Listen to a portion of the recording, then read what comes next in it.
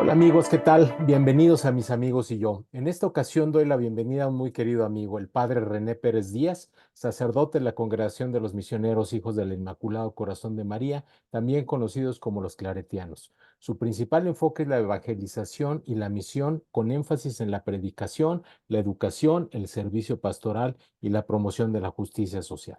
El padre René tiene más de 30 años de haberse ordenado como sacerdote. Estudió filosofía y teología, obteniendo el bachillerato de teología por la Universidad Pontificia de México y la licenciatura en pastoral juvenil y catequética en la Universidad Pontificia Salesiana de Roma. Y ha sido promotor vocacional por 4 años y formador otros 4. Estuvo en la misión de la Costa Chica de Oaxaca 3 años, rector en San Hipólito 3 años y actualmente párroco de Nuestra Señora de Guadalupe en Torreón, ambos templos de una gran expresión devocional. Bienvenido, Padre René. Gracias, gracias. Víctor, gracias por la invitación, estar aquí en tu canal y tu programa, mis amigos y yo. Bueno, y gracias también por la consideración como amigo. Con todo gusto compartir contigo. Muchas gracias y con mucho cariño. Pues bueno, ciencia, tecnología, innovación, cualquiera de estos términos pareciera no llevarse bien con la religión. Igual y hasta pueden ser considerados conceptos antagónicos destinados a relaciones fallidas.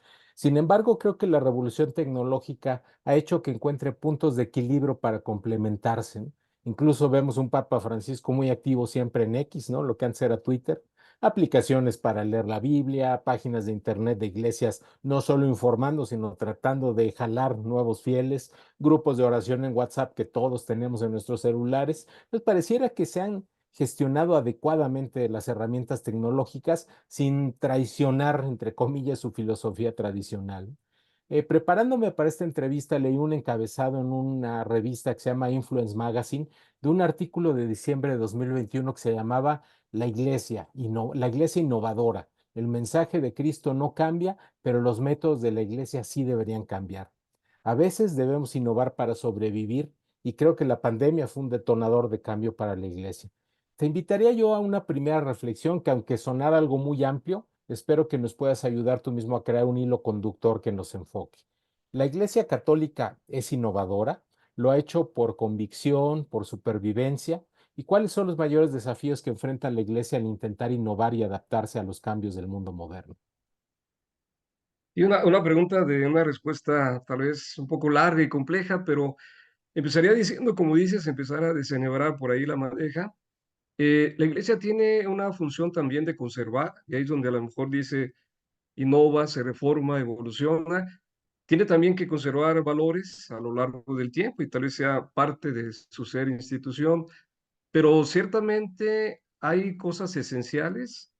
La palabra de Dios, el Evangelio, la buena nueva, justamente toma ese sentido, es buena nueva, es nueva.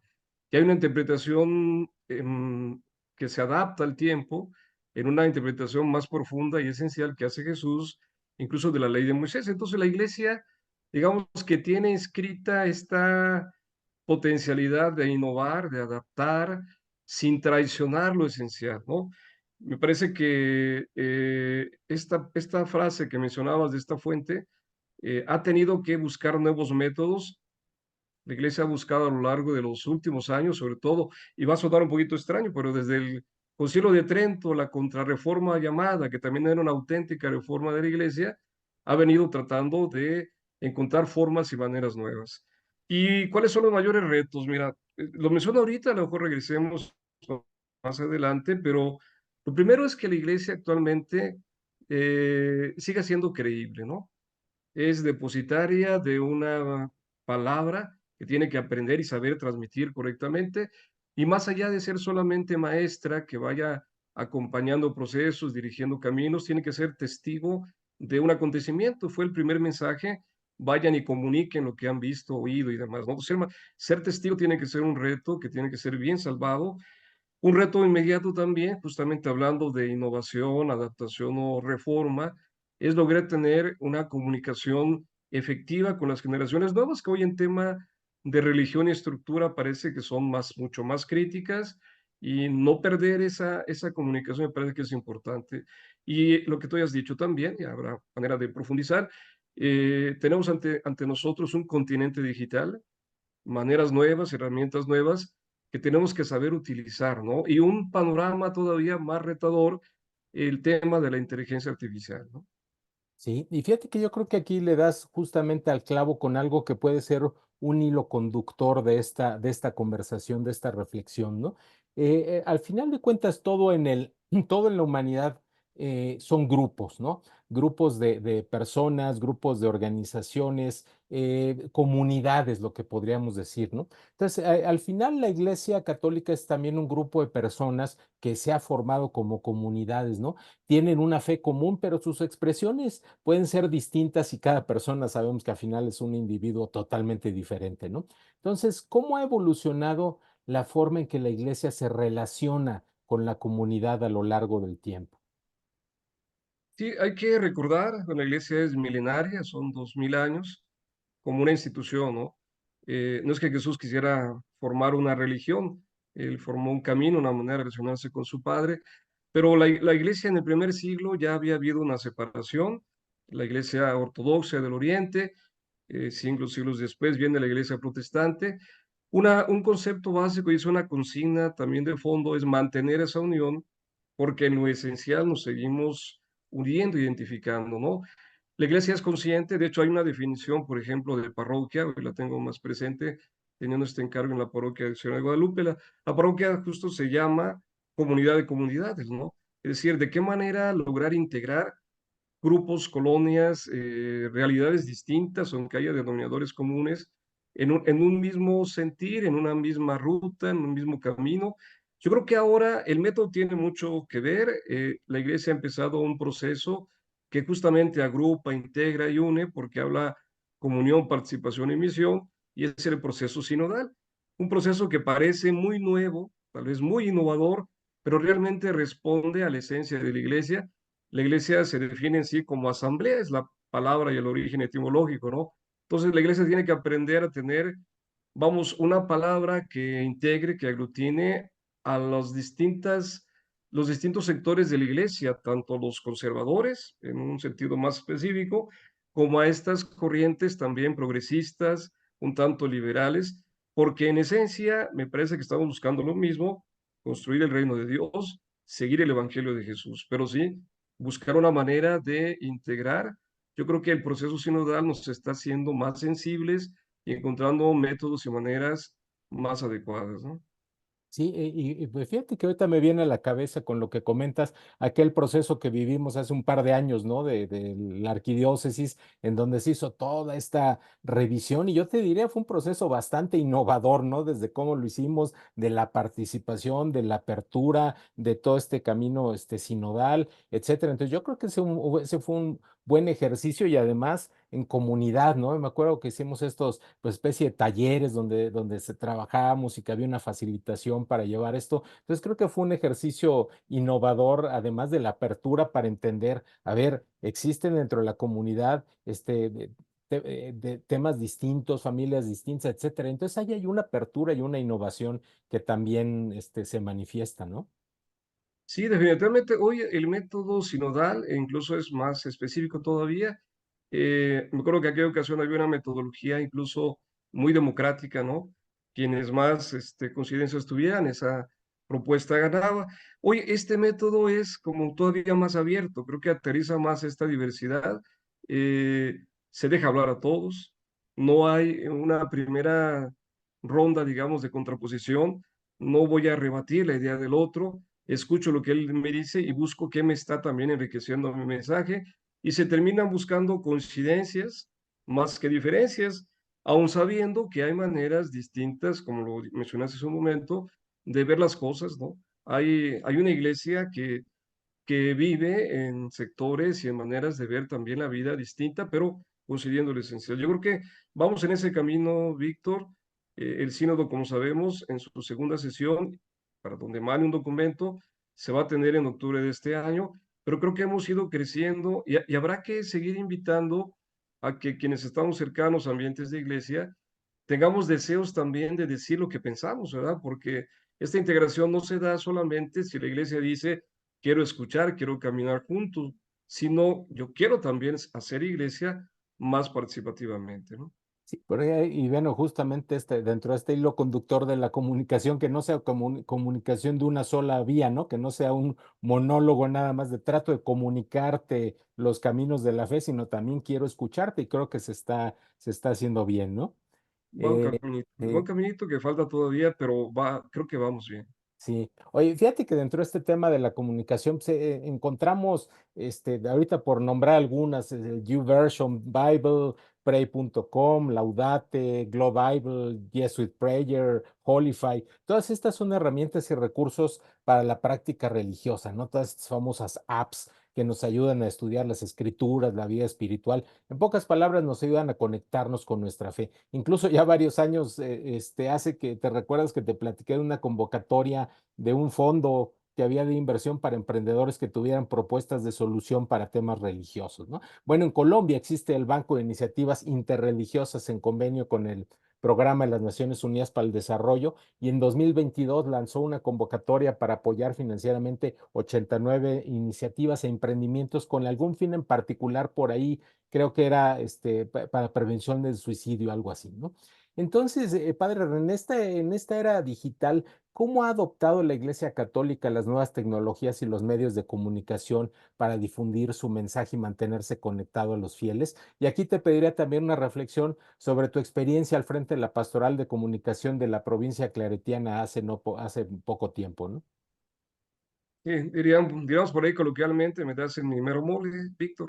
Mira, yo creo que la iglesia está en el juego, ¿no? Vamos a llamarle así también. Ya antes de que la pandemia nos retara, nos exigiera adoptar estos medios de comunicación digitales, ya había experiencias de arranque, ¿no? De hecho, mi experiencia también en este terreno de lo digital empezó antes de pandemia. La congregación había empezado antes incluso de que nosotros en México más decididamente quisiéramos abordar este campo.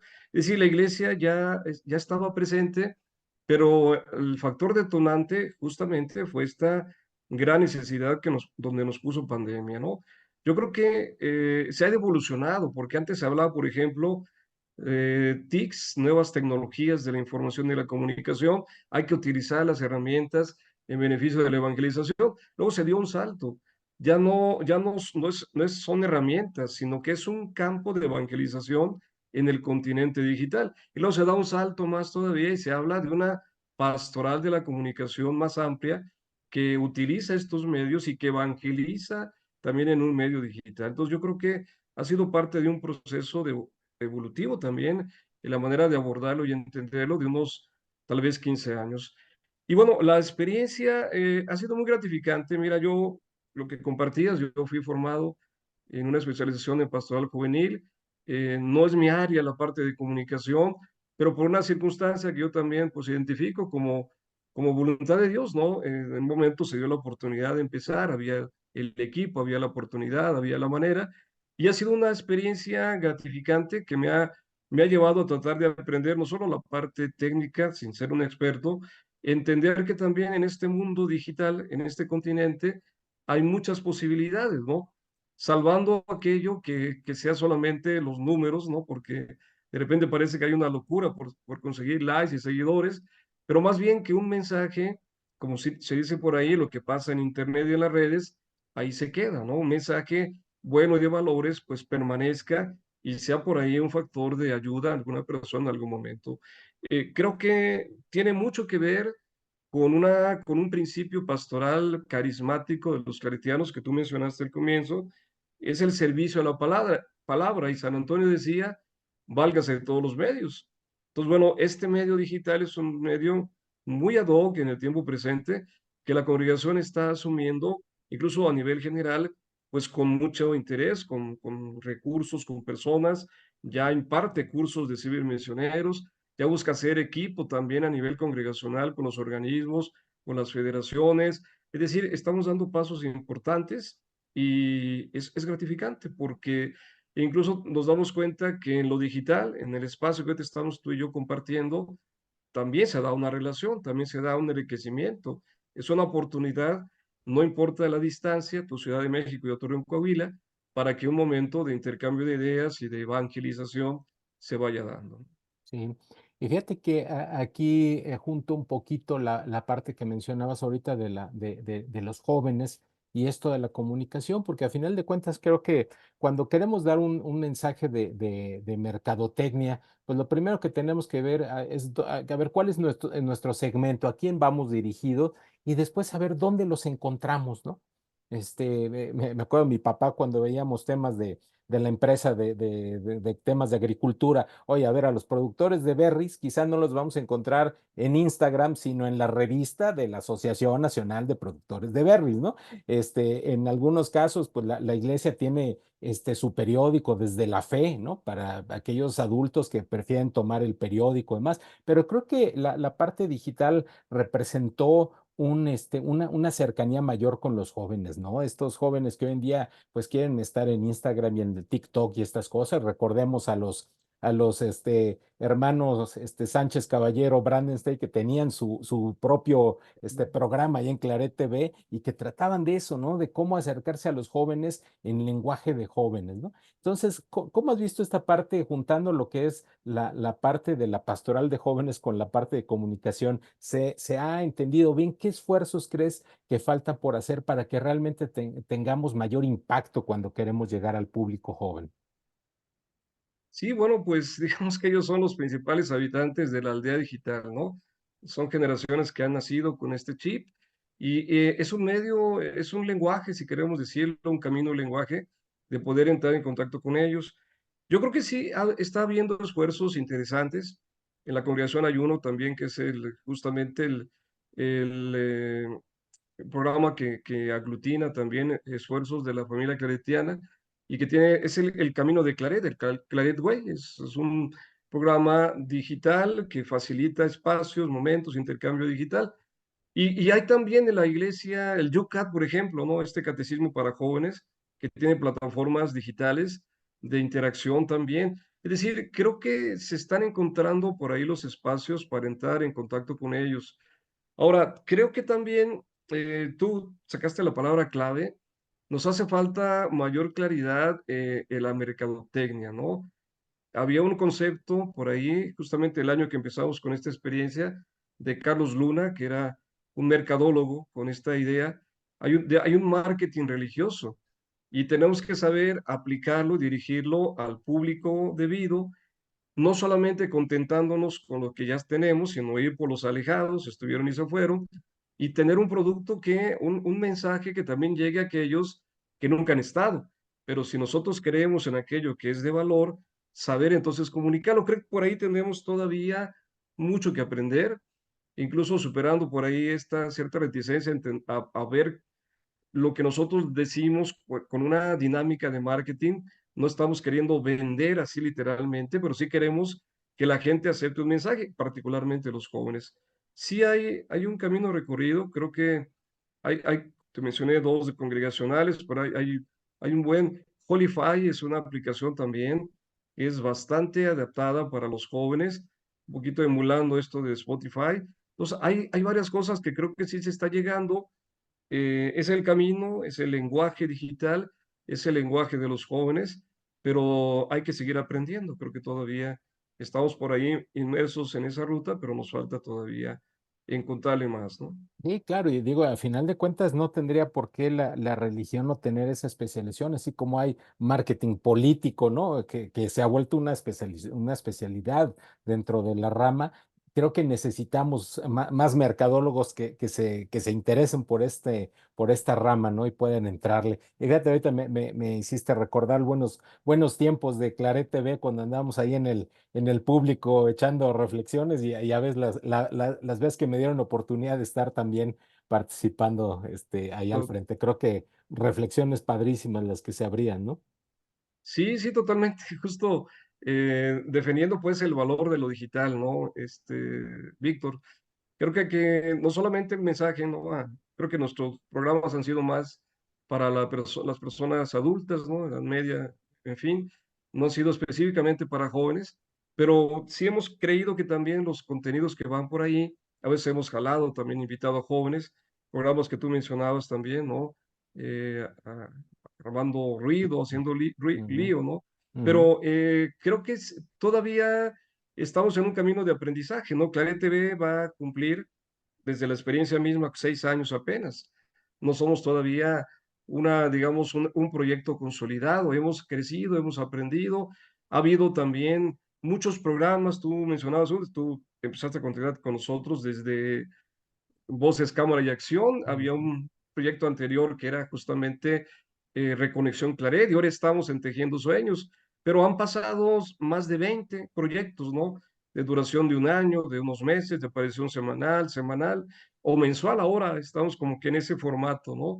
Pero sigue siendo una oportunidad. Y mira, yo estoy gratamente sorprendido y agradecido que hoy me invites a este espacio porque aparte de que es tu área, ¿no? La innovación, ¿de qué manera conectas también con este ámbito? Como tú lo planteabas inicialmente, parece que puede estar peleado, pero definitivamente no está peleado. La iglesia, aunque conserva lo esencial, se adapta al momento, tendría que hacerlo, es parte de la actualización de su misión y de un carisma, y ahí empieza este tema de innovar o incluso reformar aquello que deba ser reformado, ¿no? Y este ujú. ambiente, me parece, este ámbito de lo digital, pues es una de sus misiones también. Muy bien. Pues para cerrar esta conversación te pediría una reflexión final, ¿sí? Y es que, ¿qué oportunidades ves para que la iglesia continúe innovando y manteniendo su relevancia en el futuro, que creo que es al final lo que buscamos, ¿no? Y yo creo que mantener este espíritu abierto, ¿no? No tener miedo, pues, de lo nuevo, que de repente nos da un poquito de miedo, no sabemos cómo abordarlo. Eh, Vasijas nuevas, odres nuevos a un vino nuevo, ¿no? Y yo creo que no es traicionar lo esencial, no hay que tener miedo, hay que conservar lo esencial. Ahí la iglesia también es conservadora de lo esencial, pero sí sabiendo cómo recibir lo nuevo y adaptarse también, sin traicionar, no por moda, sino con un serio discernimiento a lo que el mundo nos está pidiendo. No es ceder a una demanda, sino encontrar una necesidad y llevar justamente pues la riqueza que nos da la fe, la palabra de Dios, el Evangelio, además haciéndose presente en un tiempo donde la iglesia todavía tiene mucho que aportar en muchos sentidos, ¿no? Ujú. No, y al final creo que estamos, aunque aquí estamos hablando de dogmas de fe, ¿no? Que son cosas que evidentemente no puedes decir, ah, mira, vamos a innovar y a ver cómo lo cambiamos, ¿no?